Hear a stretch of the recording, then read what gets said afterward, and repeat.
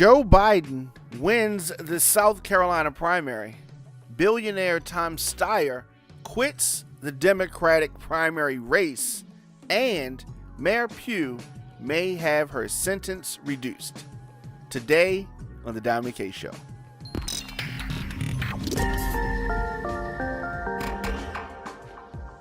Episode number 404. Welcome back to Radio on Fire. We are reporting for the nation.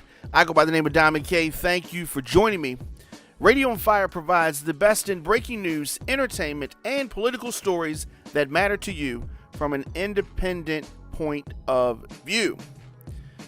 So many things going on as it relates to the Democratic primary, the presidential election.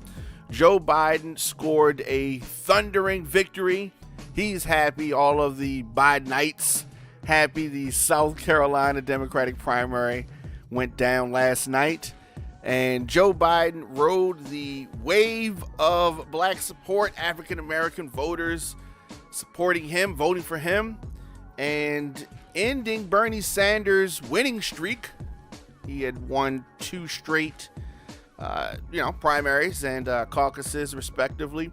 So Biden's win came at a do or die moment. If he didn't win this, it was over, right? It's still going to be over for him, but it was, just delaying it.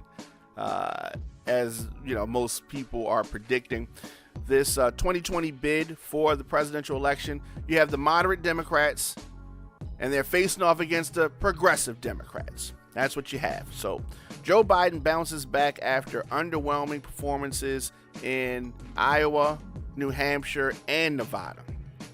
I don't know what else he has. I mean, okay, he won in South Carolina. Ooh. The race now pivots to the Super Tuesday matchup, where 14 states are going to take the campaign nationwide. 14 states on Tuesday. Tuesday's going to tell the tale. It's going to tell the tale. But Joe Biden said that he is very much alive when he declared his victory in the post-election rally. Thank you, South Carolina.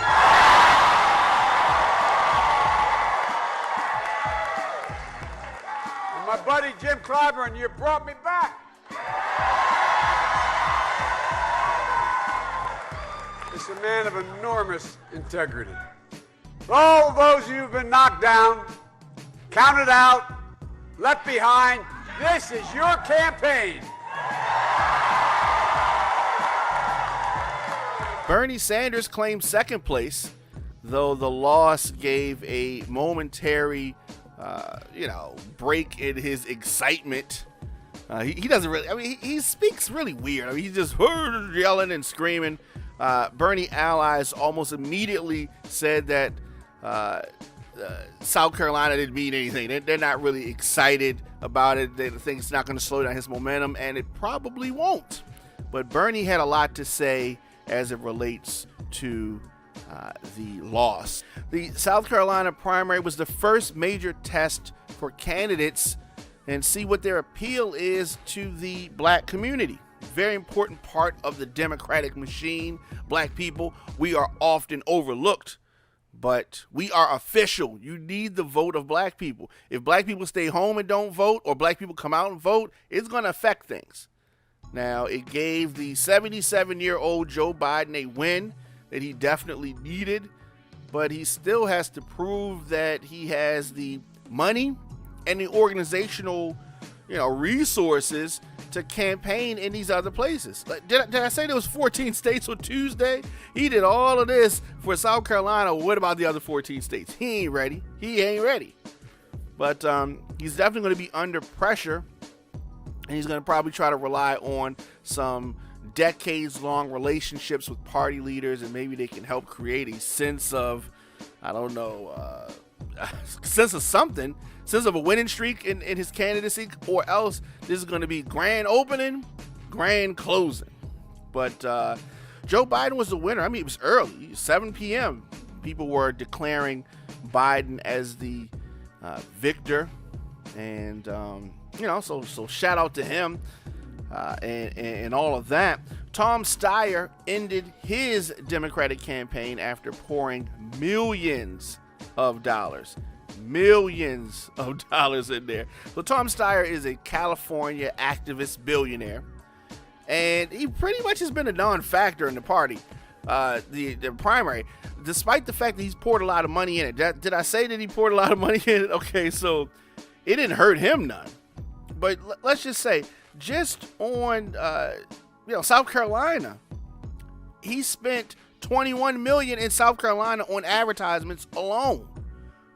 Right? So what's so confusing to me is when you have candidates with billions of dollars, they're so arrogant, they want to get in the race late. But had they got in the race, Tom Steyer, Mike Bloomberg, if they'd gotten in the race 2 years ago and been making a serious run for 2 years, they might have got some different outcomes.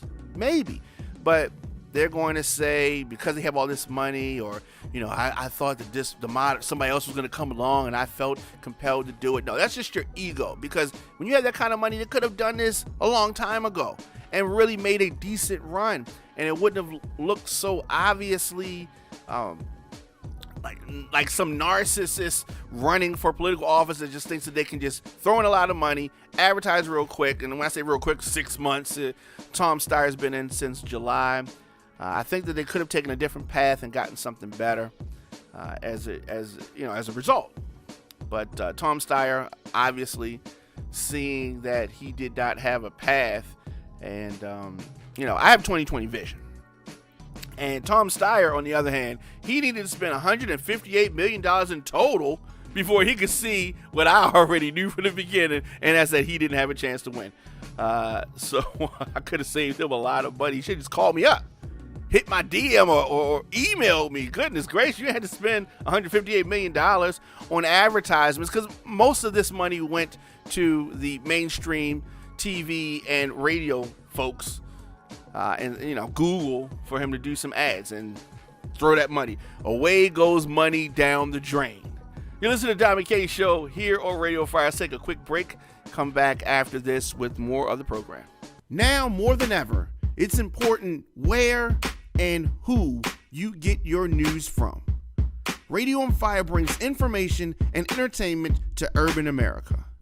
Whether it's news, sports, entertainment, or relationships, Radio on Fire has the urban experience covered from all angles.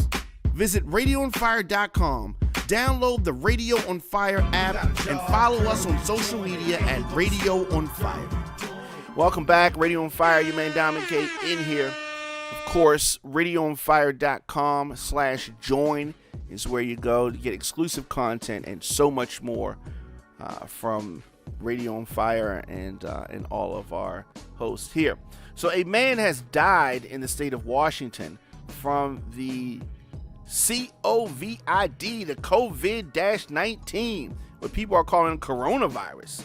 So state health officials said yesterday this is the first such reported death in the U.S.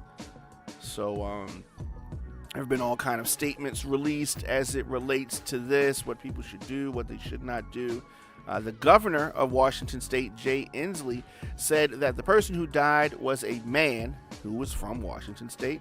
The president initially incorrectly identified the victim as a woman. It's the president. So what do you expect him to have the facts? It's a sad day in our state as we learned that a Washingtonian has died from COVID-19. Jay Inslee said, "Our hearts go out to the family and friends. We will continue to work toward a day where no one dies from this virus." Now, the number of coronavirus cases in the United States is considered small. Worldwide, the number of people that have the virus hovered around 83,000. That was on Friday. And there were more than 2,800 deaths, most of them in China. And China has been the epicenter of this virus. Most of the infections result in mild symptoms, including coughing and fever. There can be some more serious symptoms that lead to pneumonia. Older people, especially those with chronic illnesses such as heart or lung disease, are especially vulnerable. So, health officials think that its spread mainly comes from droplets when an infected person coughs or sneezes, very similar to the way the flu is spread. So, but I wanted to talk a little bit more about the coronavirus. It's a type of virus. Now, this is the part that may confuse people. There are many kinds, and some cause disease. Now, the newly identified type that has caused this recent outbreak of respiratory illnesses is called COVID-19, and that started in China. So let's talk a little bit more about this. What is COVID-19 and all of that? So the symptoms are showing up in people within 14 days of exposure to the virus. Symptoms are cough, fever, and shortness of breath.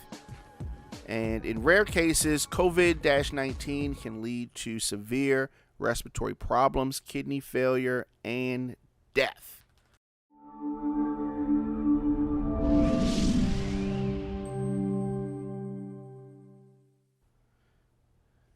And we are back.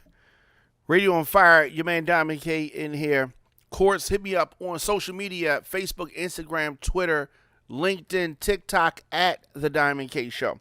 So, Catherine Pugh, former mayor of Baltimore, she may actually have her sentence reduced. So, she called a break from the judge in this sentence anyway. So, the whole nation has talked about it. And when I read some of the headlines that they say about book scam and fraud, book debacle, all of which are true, but the 3 years that she got is under the sentencing guidelines, which are not mandatory. These crimes that she committed as a public official.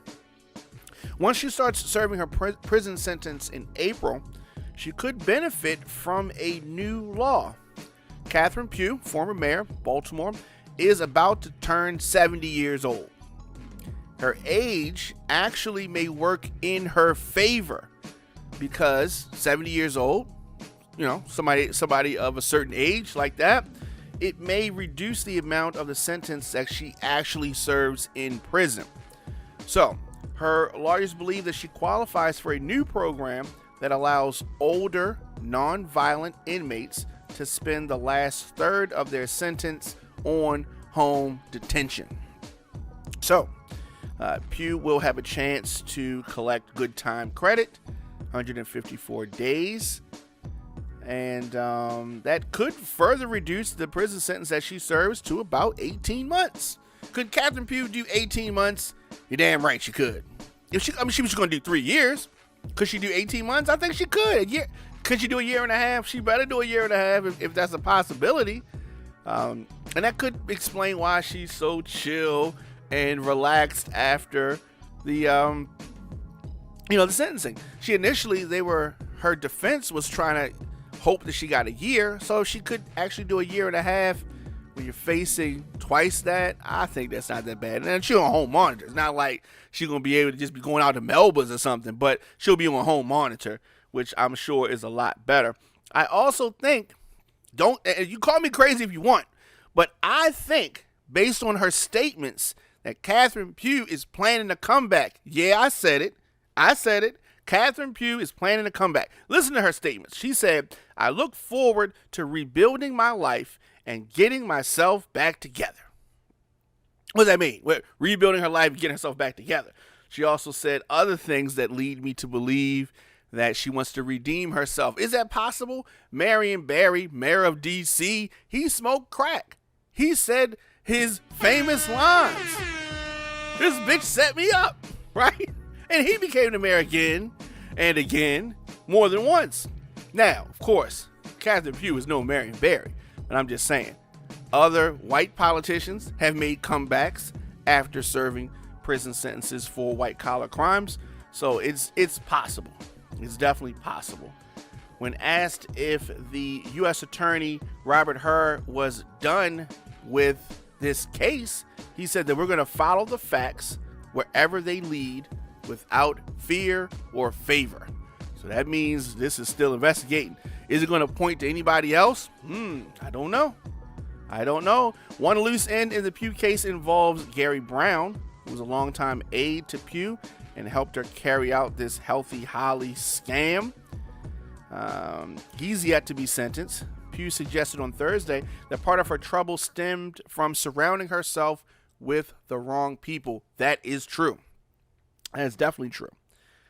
So she says that I have learned the lesson of how you make sure that what you intend to do, you get done, and that you surround yourself with people who don't want to serve you but get the job done. So very interesting. Others that were tarnished by Pugh's case includes City Controller Joan Pratt. She co-owned a business with Pugh and filed a false tax return after Pugh used it to hide cash. Prone has said she didn't know nothing. Ain't nobody told her nothing. She said she ain't know nothing. So she said, I'm not angry, I'm disappointed. I was deceived. Yeah, I don't know. Interesting. Also, J.P. Grant was named by prosecutors as knowing the money he gave to Pugh for her book illegally flowed to her campaign. He was not charged. He continues to hold one of the city's most lucrative contracts. Interesting. In the middle of a mayoral election, of course, candidates are using the exploits of Kathy Pugh to their benefit. Mayor Jack Young's TV campaign starts with a corruption theme. Jack Young claims that he took over to clean up the Pugh scandal. Now, of course, people remember when he first was coming in. I'm just here for this. I won't get back to doing my job. Blah blah blah. Now he's singing a different song. Other candidates also running with an accountability theme, including the city council president. I'm sorry to laugh, but he's such a joke. Brandon Scott. TJ Smith is promising to bring in a new era of ethics, which I believe. Mary Miller is promising to end pay-to-play politics. She also worked with President Obama, as she reminds us every time she steps in front of a camera or microphone. And through Vignaraja is pledging to require city officials disclose more of their finances. So a lot of these candidates are trying to obviously address the elephant in the room. The last elected official for the office that they're running for ended their campaign in a corrupt fashion. So they're trying to address that. Very interesting, and something that it's going to be something that comes up as the campaigns mellow and push on. Of course, your man Diamond K. I am here. You can check me out 7 p.m. tomorrow. A new episode will drop. Radio on Fire, providing the latest in breaking news, entertainment, sports, and political stories that matter to you. To get all show archives and exclusive content, become a member today. RadioOnFire.com/join. It is Radio on Fire. We are reporting for the nation. I'll see you guys tomorrow. Do you have a business, product, or event that you need to promote to men and women ages 23 to 44? If so, Radio on Fire can help you do it with one of our promo packages. Our broadcasts reach over 150,000 people per month. Sponsorship for one or all of our radio programs can include live mentions, social media posting, commercials, and more. Visit radioonfire.com/advertise to find out more about a promo package that fits your needs. Rates start as low as $50. If you want to reach men and women ages 23 to 44, log on now, radioonfire.com.